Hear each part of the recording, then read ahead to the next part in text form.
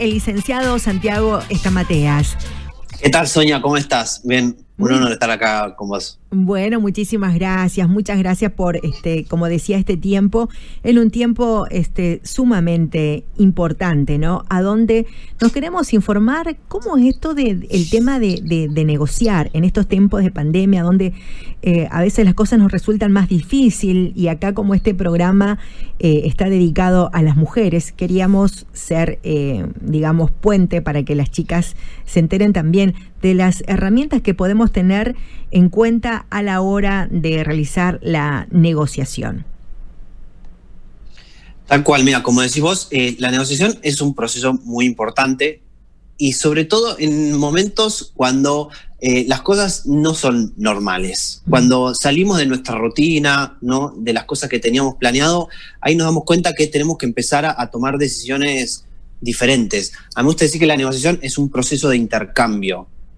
El tema es que, para bien, muchas cosas en la vida ya están, muchos intercambios ya están pactados previamente. Por ejemplo, si vos vas al supermercado, vos no negociás los precios de los productos, ya están puestos. ¿Vos los aceptás o no los aceptás? Eso es para ayudarnos, porque si no la vida sería un caos.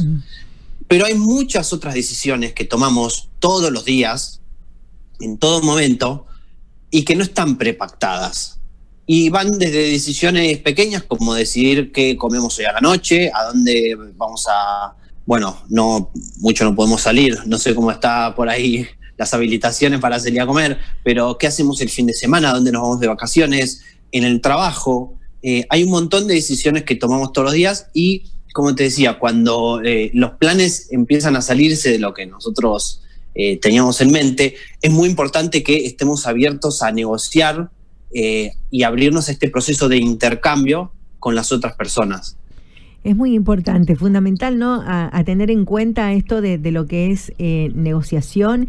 Y también yo decía, a veces no pasa únicamente cuando uno va a realizar esta transacción económica, sino cómo negociamos también por allí con nuestro jefe, cómo negociamos en la vida misma. Tal cual, como te decía, la negociación es algo que estamos haciendo todo el tiempo. Y los buenos negociadores son la gente que se dio cuenta que negocia todo el tiempo y dijo, esperá, tengo que empezar a mejorar, porque la negociación a veces pensamos, ¿no?, que es como en las películas, que está reservado para jefes y gerentes, para los políticos, ¿no?, que estamos ahora pendientes de la negociación de la deuda externa, de la negociación de Donald Trump con no sé quién, y la realidad es que estamos negociando todo el tiempo.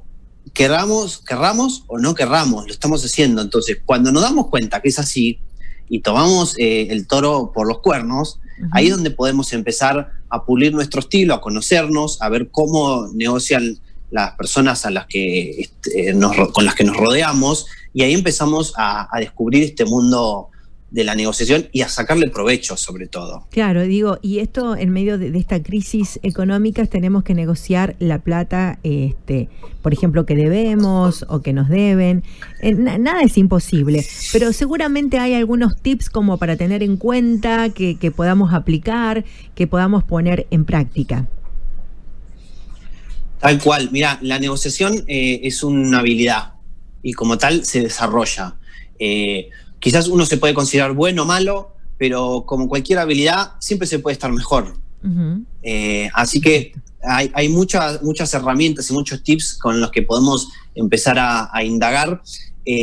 Sabes que los más famosos, la escuela de negociación más famosa del mundo es la escuela de negociación de Harvard. Pensá que de ahí salen los mejores abogados del mundo, y si hay alguien que tiene que saber negociar, es un abogado. Sí. Entonces, en Harvard salió la mejor, premiada como la mejor escuela de negociación del mundo, y ellos basan el proceso de negociación en cuatro principios básicos que, si uno los entiende, ya puede plantearse con cualquier tipo de negociación, sea sencilla, compleja, involucre plata, gente o lo que sea, porque son principios básicos. Y lo primero que te puedo marcar, que es con lo que se empieza, es que, ¿por qué no son reglas? ¿Por qué no son las 4 reglas de la negociación, ¿no?, como se dice en muchos otros ámbitos? Bueno, pues las reglas son rígidas. está bien, son fijas. O sea, vos una regla la cumplís o no la cumplís. Sí. En cambio, los principios son flexibles. Y esa es la mentalidad que tenemos que tener cuando nos sentamos a negociar. Es ser flexible, no es decir, bueno, las cosas se van a hacer así, Claro. aceptás, no aceptás, si no se cumplen estas condiciones, yo me voy. Es empezar con una mentalidad más flexible, estar abierto a escuchar, a poder hablar, a conocer otros puntos de vista, y de esa manera nos enriquecemos muchísimo más. Entonces, paso a nombrar 4 principios de negociación. El primero es separar la persona del problema. Este es un principio que es muy fácil de explicar, muy fácil de entender, pero es muy difícil de llevar a cabo. Ay, sí, totalmente difícil, porque uno mezcla todo, ¿no? Se mezcla todo. Yo te lo digo, vos lo entendés, está perfecto. Pero ¿qué pasa cuando vos te sentás a negociar, como decías, el sueldo con tu jefe y tu jefe no te cae bien? Tu jefe te cae muy mal. ¿Y qué pasa cuando es al revés, no? Que vos le caes muy mal a tu jefe. Ahí no parece tan fácil separar el problema de la persona que tenés enfrente, ¿no? Claro. O cuando estás negociando, por ejemplo, con un amigo, un familiar, también nos sucede mucho. Están las emociones de por medio. Vos no querés fallarle a la otra persona, no querés que piensen mal. Ay, entonces, sí, qué complicado. el primer es muy, muy complicado, pero por eso es el primer principio que tenemos que reconocer y trabajar. Es detectar el objetivo por el cual nos sentamos a negociar. ¿Por qué vos te sentaste a negociar? ¿Es porque querés hablar el tema de sueldos, porque querés trabajar tus próximas vacaciones, lo que sea? Defínilo, que sea claro, y aislar las emociones que tenemos de la persona que está enfrente nuestro. No sé si se entiende un poquito esto. No, sí, totalmente. Digo, es difícil. Yo lo tuve que entrenar mucho, y con tu hermana Sofía lo tuve que entrenar bastante, porque por ahí a veces uno le cuesta, ¿no? Poder separar eso, porque bueno, si estás mal con la persona, o como tú dices, por ahí hasta le tenés miedo y no sabes qué decir, y de pronto no le dijiste nada, o cero negociación, al final terminaste aceptando como te dijo la otra persona. Exactamente, y a veces al revés también. Claro. Cuando vos querés mucho a la otra persona o la admirás mucho, sí, también se hace complicado. Entonces, por eso el primer principio que nos plantea Harvard para poder negociar un poco mejor es: separemos la persona del problema. Es fácil de decir, pero en la práctica, bueno, hay que desarrollarlo un poquito. Pero así empezamos. ¿Cuál es el segundo principio? No negociar posición, sino interés. No posición, sino interés. Y esto siempre se habla con un ejemplo que es muy famoso, que es una historia, te la voy a contar. Llega la hora de la cena y la madre de 3 hijos dice: bueno, chicos, ¿qué quieren? Todos dicen a los gritos: queremos comer naranja. Perfecto. La madre va a la heladera, saca el cajón de la fruta y se da cuenta que hay una sola naranja. Pero tiene 3 chicos y los 3 quieren comer la naranja. Entonces la madre, ¿qué dice?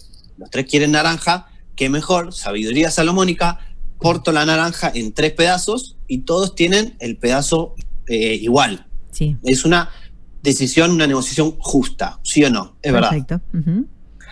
¿Qué pasa? Cuando la madre termina de cortarle a cada uno los pedazos de la naranja, se da cuenta que uno había tirado la cáscara porque quería comerse el relleno de la naranja.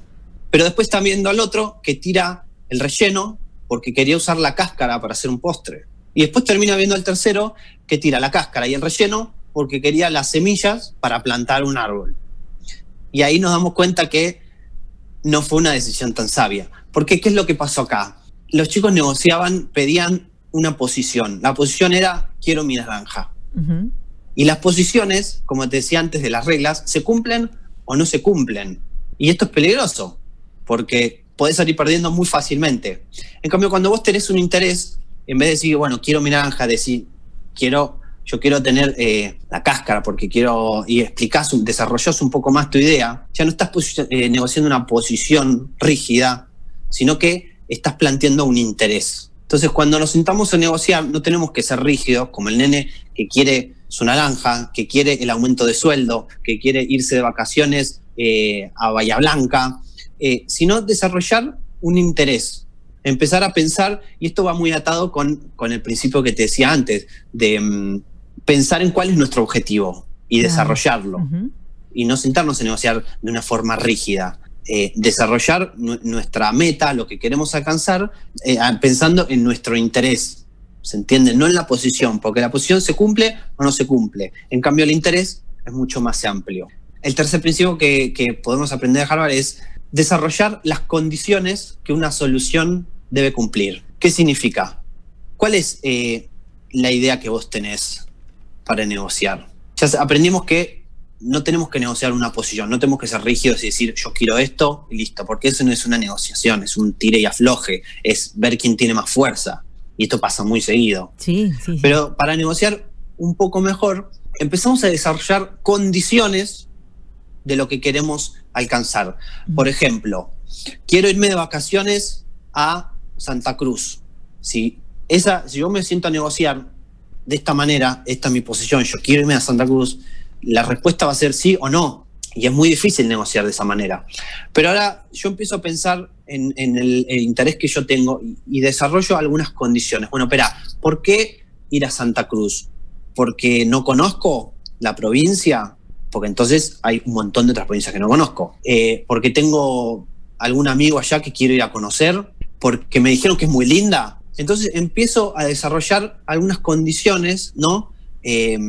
Pasa mucho, nosotros usamos el ejemplo con la salida del viernes a la noche. ¿A dónde vamos a comer? Quiero ir a comer sushi. Ok, ¿por qué quieres ir a comer sushi? ¿Porque te gusta el sushi? ¿Porque te encanta? ¿O porque nunca lo probaste? ¿O porque cobraste plata y vos sabés que el sushi, bueno, es un gusto caro que te puedes dar ahora, aprovechar? Entonces, cuando desarrollás esas condiciones, empezás a ver que negociar se va haciendo mucho más sencillo. Porque ya no es la negociación como el nene, quiero mi naranja, ¿no? Sino que tenés un montón de ideas que podés ir aceptando, cediendo, escuchando otras opiniones, ¿no? ¿Voy siendo claro con esto? Totalmente. Sí, me imaginaba que a veces uno, cuando negocia, no tenés en cuenta todo esto y como bien tú lo dices, como el nene de la naranja, y qué sé yo, al modo Sonia queremos negociar y no hay otra y no escuchamos, a lo mejor en la oferta del otro lado está más interesante. Tal cual. Por eso, como te decía al comienzo, estamos negociando todo el tiempo. El tema es que tenemos que darnos cuenta y agarrar al toro por el cuerno y desarrollar esta habilidad que la estamos utilizando, querramos o no. Y para terminar con estos principios que te estaba contando, atado al anterior, el cuarto principio es tener opciones. ¿Por qué es tan importante tener opciones? A la gente le gusta elegir, ¿sí o no? A la gente nos gusta elegir, no nos gusta que nos den órdenes, no nos sentimos cómodos. Y cuando negociamos con una opción o pocas opciones, la otra persona no va a sentir que está eligiendo. Entonces, por más que elijan la opción que nosotros planteamos, la otra persona no va a sentir que la eligió, sino que se la impusimos. Sí. Entonces, a la larga, eso va a tener alguna consecuencia. ¿Verdad? Entonces, cuando negociamos es muy importante, una vez que entendimos nuestro interés y no la posición, que desarrollamos las condiciones que queremos alcanzar, ahí podemos empezar a tener opciones. Por ejemplo, típico, quiero el aumento de sueldo. Ok, ¿vos querés un aumento de X cantidad de plata? ¿O podés negociar que te paguen los viáticos para ir a trabajar? ¿O podés negociar que te paguen el almuerzo? ¿O podés negociar que te den más días de home office o más días de tiempo libre o menos horas, lo que automáticamente hace que estés cobrando más? Se entiende, cuando empezás a desarrollar opciones, ahora la negociación ya es un proceso mucho más sencillo, más ameno, y te abre muchas más posibilidades que si te sentás como el ejemplo del nene a decir, mira, quiero mi naranja, quiero un aumento de esta plata, me quiero ir de vacaciones a este lugar, las opciones se nos empiezan a cerrar de esa manera. ¿Y cuántos jefes y cuánta gente que por ahí, bueno, en los negocios estarán con este planteamiento, ¿no? de la gente? Entonces, está muy bueno. Inclusive, también como empleado, ¿cuántos estarán escuchando esto que decimos, bueno, porque nos pagan poco, que yo quiero hablar con el jefe, pero bueno, el jefe siempre me dice que no? Pero está bueno, ¿no? Lo que estás proponiendo, Santi, porque esto abre un panorama. Por ahí no vamos no solamente por el tema de X monto de dinero, sino también si no podemos negociar en dinero, en mayor descanso o bueno, con otras opciones también.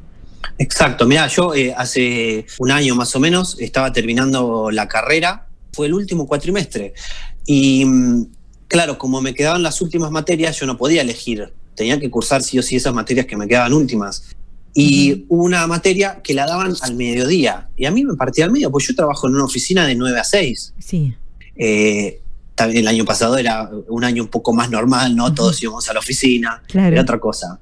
Pero para mí representaba todo un aprieto, porque el trabajo en la oficina es muy demandante y yo no puedo irme. Y no sabía si me planteé renunciar, que digo, bueno, yo necesito recibirme. No sabía qué decirle a mi jefa y empecé a desarrollar, ¿no? Un poco mi interés, es mi último año, es solamente una vez por semana. Entonces empecé a aplicar todos estos conceptos para que cuando me siento a negociar con mi jefa, pudimos llevar un acuerdo. Yo me iba de la oficina, después compensaba horas, después compensé con otras cosas, claro. Y los dos terminamos ganando.